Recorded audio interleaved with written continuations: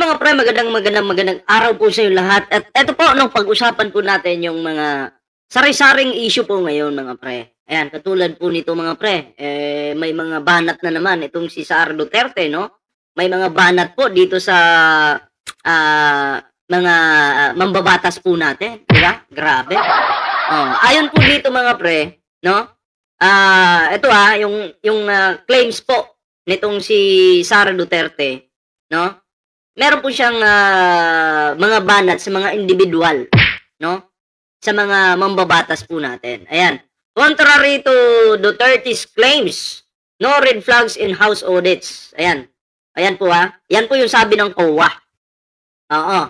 May mga pahayag po itong si o aligasyon itong si Sara Duterte na may mga problema daw. 'Di ba? Irregularidad o kahina-hinalang nangyayari sa mga pondo o transaksyon ng Kamara de Representantes. Diba? Ngunit, ayon sa Commission on Audit o tinatawag na COA, wala silang nakitang mga red flag o palatandaan ng irregularidad sa kanilang audit. Kaya taliwas ito sa mga sinasabi o ipinapahiwatig po nitong si Sara Duterte. Diba? Yun po yun. So, sa madaling salita, wala namang ebidensya si Sara, nagbibintang lang po. Saan po ba kayo maniniwala? Sa COA o kay Sara Duterte? Siyempre po, ang nakakaalam niyan po, COA, hindi po si Sara Inday Sayad Lustay Dutae. Yan kinaklaro ko lang po sa inyo. Maniniwala po ba kayo sa dito kay Sara Duterte? Hindi na po, kahit ako hindi na po ako maniniwala kasi sa Kamara pa lang po, ang dami nang lumabas na ebidensya laban sa kanya. At ang COA po mismo, pinagbabalik po si Sara Duterte ng 400 million plus na confidential funds. Pero binalik ba, di ba hindi? Di ba? Tapos maniniwala kayo sa magnanakaw? Wala nang kredibilidad itong si Sara Duterte. Wala na po. Di ba? Kumbaga yung gawain niya, ipapasa niya sa iba. Yung pagnanakaw niya, isisisi niya sa iba. Binibigyan ka ng chance noon sa Kamara na mag-attend ka sa mga hearings para madepensahan mo naman yung sarili mo. Pero hindi ka nag-attend. Ang pagtaka sa problema, Sara Duterte, sign of guilt yan. At dapat alam mo yan kasi lawyer ka. Lawyer ka nga ba talaga o minagic mo lang? Diba? Nakakahiya po itong babaeng ito. Wala pong problema sa Kamara mga pre. Sila po ay masisipag dyan. Ang problema lang po talaga sa Kamara, yun, si Meow Meow, natanggal na, di ba? Bukod kay Meow Meow, sino pa po? Yung mga absent, palaging absent. Si Pulong, anak ni Pulong. Di ba? Sino pa po? At marami pang mga iilan-ilan dyan. Yan si, yung anak ni Ligarda. Diba? Yan yung mga problema po dyan. Hindi po, pag nilahat nyo kasi, hindi maganda yun. Lalo na't wala kayong ebidensya, sasabihin nyo may problema. Tanga talagang si Sara Duterte, no? Di po talaga nag-iisip. Anyway, ito po, no? Idugtong po natin ang video ito. Panoorin po natin at magbigay po tayo ng ating opinion dito. Ayan. Ano yung hahanapin ninyo during the impeachment trial? Well, I was in the impeachment trial of Corona, so ultimately it's the evidence. So let's see the evidence. Kung walang ebidensya, bakit ka mag-convict? Ayan na. Kung walang ebidensya, bakit ka magko-convict? Pero kasi may mga ebidensya na sa Kamara. Tapos i-review na naman yan sa Senado. Check na naman yan. May mga pagbabanta, panunuhol, paggastos ng confidential funds na maling paggastos. Yari. Patay. Sureball na po si Sara kasi yung mga senators, isa-isa na po silang naliligwak. Ah. Ha? So tingnan natin yung ebidensya. And in the meantime, siyempre, we support the rule of law. And this is a constitutional mandate. We will be taking an oath of office that says we must uphold the Constitution and the rule of law. And that's exactly what we intend to do. How do we make sure, Senator Kiko, na itong issue ng impeachment kay Vice President Sara Duterte won't just be about politics, but about the people? Because we're working under the context na there is a rift between the Dutertes and the Marcoses, may mga allies itong mga ating presidente at vice president. How do we make sure that this is about the people and not about the politics? Well, I think I already answered the question. We look at the evidence. Regardless of the politics, let's look at the evidence. Yun, evidence. Kasi kung sinasabi nila na, ginagamit nyo lang yan sa pamumulitika. Yung ebidensya po yung magsasabi dyan. Nandyan po yung ebidensya. Kung wala naman pong matibay na ebidensya tapos i-convict si Sara Duterte, yun yung pamumulitika. Yun yung mali. Pero kung may ebidensya po,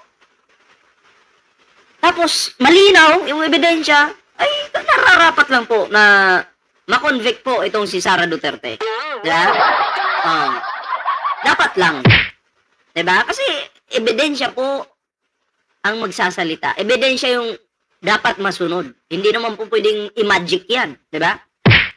Kung nandyan na yung ebidensya, nakikita mo na legit, walang fake, ay alam na. Diba? Kaya si Sara Duterte po dito, tagilid po talaga sa pagkakataong ito. Kasi yung mga senators, isa-isa na po silang naliligwak. So, ayan mga pre, no? Isunod po natin itong isang topic natin. Dahil nga sa nangyayari mga pre, no? Dahil sa nangyayaring kayabangan ni Sara Duterte at ang taong bayan, nakita na, sa kamera pa lang, nakita na yung mga ebidensya. Ngayon, meron pong okta. Kumbaga, ito yung survey po, 74% of adult pa lang po ito, 74% of adult Filipinos agree to impeachment trial versus Sara Duterte. So, pabor po sila na magtuloy-tuloy po ang impeachment trial, mga pre, no? Lalo na ngayong nasa Senado na po ito. At masisimula na po ngayong July. Kasi excited po ang mga Pilipino na makita kung ano ba talaga ang katotohanan. Guilty po ba si Sara Duterte o hindi? Kasi kung hindi ka naman talaga guilty, wala kang dapat katakutan. Dapat nga, mag-announce ka pa. Bakit hindi natin agahan yung impeachment trial laban sa akin? Kasi ako naniniwala na malinis ako. Wala akong pagbabantang ginagawa. Wala akong pagnanakaw na ginagawa. Diba? Wala akong panunuhol na ginagawa. Dapat ipagsigawan mo yan, Sara Duterte. Pero kasi, ang mga Pilipino kasi, dati naniniwala naman sa'yo. Pero nung naglabasan na yung mga ebidensyang mga solido, sabi nung iilan dyan, ay teka lang, dapat talaga humarap na si Sara sa impeachment. Hindi lang pwede na magsigaw-sigaw lang kami ng Duterte para kaming tangan yan. Diba? Hindi na kami uto-uto. Noon, nauto mo kami, pero ngayon, hindi na. Kaya dapat, matuloy talaga yung impeachment. Yun yung sigaw nila. Diba? So, natauhan na po yung iilan sa kanila. Diba? And then, ako na may natutuwa kasi at least, no? Paunti-unti po, nabubuksan po yung kanilang isipan. Hindi lang pwede magsigaw-sigaw ka ng Duterte lang malakas. Yung pala malakas magnakaw. Diba? So, ito po, idugtong po natin ito mga pre. Balikan natin yung 18 ex-Marines mga pre. Ayun po dito Baligod. Ayun po kay Baligod, ex-bagman did not deliver to Ligarda. Diba? Pero nung unang interview po sa mga ex-Marines, dinadamay po nila si Loren Ligarda. Na sila daw po ay nag-deliver ng pera kay Loren Ligarda. At ngayon, nakakagulat dahil bumaliktad nga itong si Loren Ligarda, diba? Ay bigla na po nilang sinabi ni Baligod na Ano? Wala naman daw hinatid ang 18 na kargador kay Loren Legarda. Wala daw po silang binuhat na pera, kinargang pera, papunta kay Loren Legarda. Diba? Ano to, laban bawi? At nakakapagtaka po, sa mga kakampi ng mga Duterte, mga kakampi nila, wala man lang nadamay na delibera ng pera. Bagkus may mga binawi pa nga ng mga statements. Diba? Pero yung dito, sa administrasyon ni PBBM, halos lahat nakatira ng pera. Tanginang yan.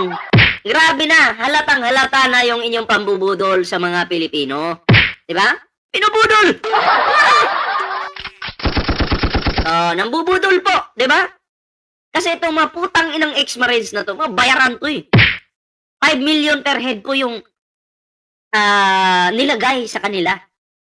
Para lang kumanta. Diba? May mga pamilya pa naman kayo. Tapos ganyan kayo. Diba? Mas kumampi kayo sa mga nagtatraidor sa bansang Pilipinas. Hindi kayo dapat tawaging Marines. Putang ina nyo. Ha? Huwag nyong gagamitin yung Marines kasi malinis po ang Marines. Yung iba sa inyo, mga putang ina nyo, mga awol. Diba? Tinanggal sa serbisyo. Dismiss. So huwag niyong gagamitin yung salitang Marines kasi putang ina nyo, hindi kayo namin tinuturing na Marines, mga hinayupa kayo. Ha? Kayo ay mga bayaran ng mga politikong sakim sa salapi. 'Di ba? Kayo ay kinakampihan ninyo yung mga traidor sa Pilipinas. Once kinampihan ninyo yung mga traidor sa Pilipinas, kayo din tatawagin na rin naming traidor. Diba? Kaya putang ina nyo talaga. Diba? Kaya nakakapagtaka, bigla nilang inurong itong banat nila or pagdawit nila kay Loren Legarda. Noon kasama na nadelibera ng pera. Ngayon hindi na. Hindi na daw kasama. Putang ina, sinong niluloko nyo? Wala na. Wala na po ang 18X kargador. Hindi po excited ang taong bayan sa 18X kargador kasi marami silang butas. Kahit ngayong patay, diniliberan daw nila ng pera. Kahit ngayong patay, tumanggap daw ng pera. Namatay 2015. 2024 daw, tumanggap daw ng pera yung patay. Wala na. Mas excited ang taong bayan sa impeachment trial nitong magnanakaw na si Sara Duterte. Yun ang inaantay ng taong bayan. Kaya kayo mga pre, ano po yung reaction ninyo sa ating video ngayon? Pa-comment nyo po yan para mabasa po natin yung inyong komento. At ano naman po, no? Para mapusukan naman natin yung inyong mga komento dyan. Kasi tayo po yung nagbabasa. At syempre, bago tayo magtapos sa video ito, huwag kalimutang mag-like, share, subscribe. Para naman po maging updated kayo sa mga uploads po natin. Ayan. Siyempre, may TikTok po tayo dyan, may Facebook, kalimbangin nyo lang po yan. So ayan, di ko na patatagalin ito mga pre. Ingat po lahat. Magandang araw po sa inyong lahat.